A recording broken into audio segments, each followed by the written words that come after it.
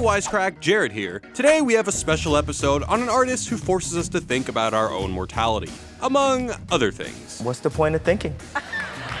Kanye West. Following Kanye gives you the feeling of watching a train filled with $300 sneakers crash into a guy dressed as Jesus. But at the same time, he projects a certain sincerity that seems to contradict his otherwise impulsive image. I'm really happy for you. I'm gonna let you finish. There's no doubt that Kanye thinks Kanye is a philosopher. I'm Socrates, but my skin more chocolatey. I don't think we should go quite that far, but Kanye does share at least one concern with 19th century Danish philosopher Søren Kierkegaard: death, like a lot of feelings about death. Welcome to this Wisecrack Edition on the philosophy of Kanye West and death. Part 1, Death Anxiety. Kanye has never been shy about mentioning death. We're all gonna die one day. In his 2005 Grammy Award speech, he spoke about his experience with a car accident and his discovery that Nothing in life is promised except death. Kanye has repeated similar sentiments throughout his career. Only luxury is time. Only thing promised is that you gonna die one day. So we gonna live this to the maximum. Through the Wire, recorded when Ye's jaw was still wired shut from his 2002 car accident, describes his narrow miss with death and his triumph over the situation at the hands of a guardian angel. Must got an angel, cause look how death missed his ass. Frankly, I'm surprised he gave the angel any credit at all. This interest in death is pretty explicit starting from his first album, The College Dropout, where we hear, "When this life is over, I'll fly away." On one of his most recent tracks, Waves, he keeps it short and simple. Waves don't die.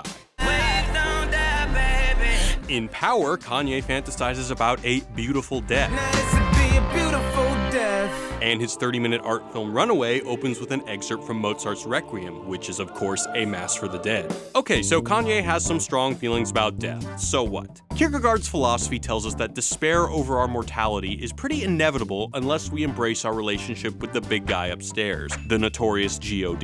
Jesus is pretty key to coping with our worries about death because having faith in him means that death isn't actually the end for you. For Kanye, this despair is revealed in his fixation on mortality, his desire to live in the moment, and perhaps his desire to evade death altogether. You know the saying that a man may die, but an idea will live forever? Kanye has bought into that big time. Except the idea that will preserve Kanye is Kanye. You don't think I would be one of the characters of today's modern Bible? By positioning himself as a musician, producer, fashion designer, reality star, and frequent commentator on everything, and whatever he next pursues, I have decided in 2020 to run for president.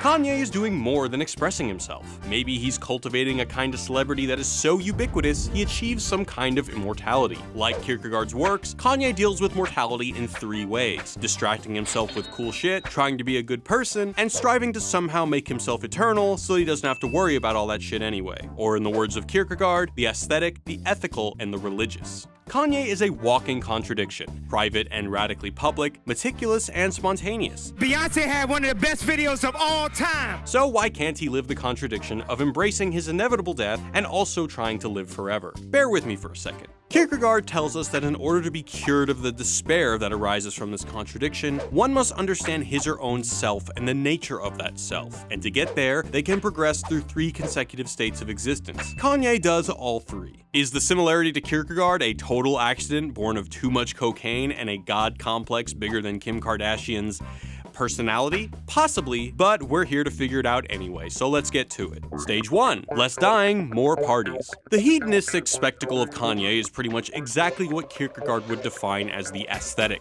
We can see this in Kierkegaard's 1843 philosophy text, Either Or. Grab a drink, grab a glass, after that I grab yo ass. Kidding, that's definitely Kanye. But Kierkegaard does tell us that the aesthetic man lives his life in pursuit of desire and pleasure, often interpreting himself as if he were always on a stage. Sound familiar? To get a better grasp of Kierkegaard's stages, think about a corn dog. When you're young, corn dogs are really delicious, and that's pretty much all that matters. You don't think about the stomachache you'll have in the morning or your future bowel movements. Corn dog equals yummy. That's all that matters, and that's the aesthetic stage. It's easy to find examples of aesthetic debauchery in Kanye's work, although that's not exactly unique among rappers. What's more interesting is the way in which Kanye's aesthetic embodiment is so over the top and enduring. As seen most vividly in his music videos, Kanye takes the typical sex and drugs imagery of a hip-hop video and draws out the obscenity, makes it self-aware, and really crafts it into a kind of art. This is the video for Famous off his most recent album, and while it certainly doesn't shy away from controversy, it's also a pretty interesting social and political statement. I'm motherfucking Kanye West. For someone who lives on a stage, both metaphorically and also kind of literally, Kanye has a lot to say about his privacy. Kanye has said that one of his biggest concerns with paparazzi is the effect they have on his family, especially his daughter. This is a different side of Kanye than the one we see yelling about being Shakespeare. I am Shakespeare in the flesh. But it's certainly not an altogether different character. Far from it. Kanye's sometimes outlandish aesthetic serves as a kind of frame to his familial and ethical considerations. And we know Kanye loves frames. Stage 2. Family, ethics, and politics. Kanye's relationship with his wife and children is one of his most clearly humanizing characteristics. Family time. Yeah. It's what Kim gave me. Yeah. She gave me everything. Using one of his many pseudonymous characters, Kierkegaard argues that the transition from the aesthetic stage of self-discovery to the ethical stage is exemplified in marriage. A person in the aesthetic stage is focused only on the momentary pleasures of the erotic, and marriage forces them to commit to something long-term, which changes their priorities. We see evidence of this in Kanye's most recent album, The Life of Pablo, the first he has released since marrying Kim. Pitchfork describes this album as the moment that the artist finally settles down, after years of turbulent affairs and probably one too many pregnancy scares. Let's go back to our corn dog example. At some point, you might discover that corn production requires a tremendous amount of water and has a lot of potential to do economic and environmental damage. Then, even your own personal health concerns might take a backseat to your commitment to something higher than yourself, the welfare of the planet. That's Kierkegaard's ethical stage. Besides his relationship with his family, we see Kanye most actively engaged in the ethical sphere in his advocacy for racial and class justice. I care about people. Kanye has been vocal in addressing inequalities since the very beginning of his career. Everybody in hip-hop discriminates against gay people. And this hasn't changed as he's gathered more fame and different projects. George Bush doesn't care about black people. And he draws much of his musical influences from the soul music of the civil rights era. We also see consistent mentions of racial and class justice in his own lyrics. The message that we hear on Crack Music from 2005 is a similar one to the message in Murder to Excellence in 2011 and New Slaves in 2013. Kanye's work often speaks to the ways in which deeply entrenched power dynamics within our society can perpetuate the oppression of people of color and those from the working class. His commitment to certain moral ideas about justice outside of what just benefits him or his family is the mark of someone operating in the ethical stage of self-discovery, or just, common human decency. Half the time, 60-70%, I'm not saying popular opinion.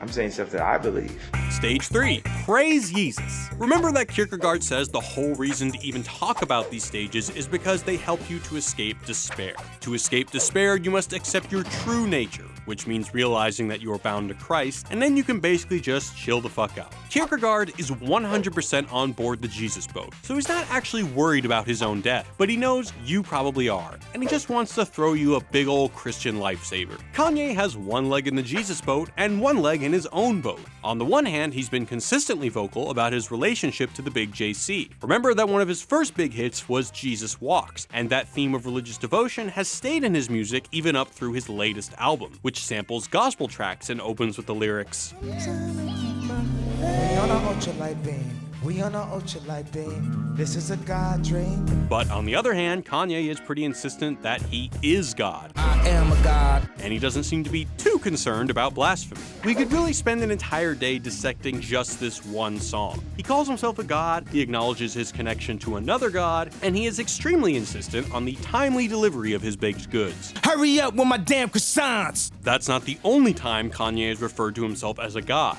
I mean, the guy named himself YEEZUS. In See Me Now, a bonus track off My Beautiful Dark Twisted Fantasy, he says he is Lord and refers to his GDs, which Rap Genius tells me means gangsta disciples. He's also spoken about his apparent divinity on stage and in interviews, where he gives a somewhat more nuanced approach. I just told you who I thought I was, a god. Wow, I really can't argue with that. Alright Kanye, you win, you're a god. Jesus wept. Angelic language and imagery appear all over his work. The presence of angels is especially strong in his music videos. No Church in the Wild, Power, and the 30-minute film Runaway all feature winged women. He also just released a trailer for a video game which focuses on his dead mother's ascension to heaven. No, really, that's the thing. The game itself hasn't been released yet, but we're guessing that the player gets to guide Mama West up to the pearly gates, which is basically leaving the fate of his mother's eternal salvation in the hands of gamers. Not sure Kanye thought that one through. Kanye's tense relationship between himself as God and the Christian God might be representative of the despair that he's trying to evade. As previously mentioned, despair is characterized by a tension between a desire for the temporal, the right here on Earth, and the eternal. As a god, Kanye hopes to achieve earthly immortality through the legacy of his work, while as a believer in another god, Kanye gives his life over to someone else. For Kierkegaard, religion is the highest stage of existence and self-discovery. It's where you realize that the corn dog actually belongs to someone else. And oh damn, where did this corn dog come from? How did it even end up in my hand? Where am I? Who are you? What are you doing with all these corn dogs? Yeah, now you're the corn dog and you belong to Jesus. In the religious stage, you recognize that reason and belief can only get you so far. Rather than belief, which can be grounded in proof or in reason, you need faith, which is totally beyond the bounds of logic. Kierkegaard describes faith as passionate inwardness, which is also probably a pretty good description for Kanye. That beyond logic part is important, since coming up with rational arguments about death has never made anyone feel more okay about death. When you look at it scientifically, rotting in a hole isn't all that great. I suppose one way to no longer care about death is to believe in your own godliness. The immortality of his work isn't important unless he knows it, so the performance art train wreck that is Kanye West's public persona really just exists as a conversation with himself. But does that surprise you? I will die for the art, for what I believe in. Final thoughts. So, Kanye is trying to turn himself into a god at the same time that he believes in the God of Christianity, and he's doing this because he's really confused about death. But how much of his aesthetic, ethical, and religious action is just a matter of him saying whatever pops into his head, and how much of it is intentional? It's impossible to say for sure, but maybe it's worth some thought. He's a lot smarter than people sometimes are willing to give him credit for. Can Kanye really escape his anxieties about death by creating an artistic legacy to leave behind? Forget the sick beats or the VMA antics. Maybe the real reason Kanye has such a massive following is that he gives voice to a certain dread that we all have in common. Or maybe he's just really good at Twitter. Hey everyone, thanks for watching. If you'd like to hear more Kanye, we've got a bunch of ideas for other episodes, so definitely let us know in the comments. A great way to support the show is by supporting our sponsors. This episode is sponsored by Audible. Audible has an unmatched selection of audiobooks, original audio shows, comedy, news, and much more. Go to audible.com/wisecrack to start a free 30-day trial. And when you sign up, you can pick any book you want, download it for free, and it's yours to keep forever. If you're looking for a recommendation, we really enjoyed Moonwalking with Einstein by Joshua Foer. It's a book that follows one man's journey from an everyday forgetful guy into a competitive memory champion, and it teaches you the art and science of remembering everything. For more about Audible and to start your 30-day free trial with a free audiobook, go to audible.com/wisecrack to sign up. Hey guys, thanks for watching and thanks for all the support. Be sure you subscribe and I'll see you next week. Peace.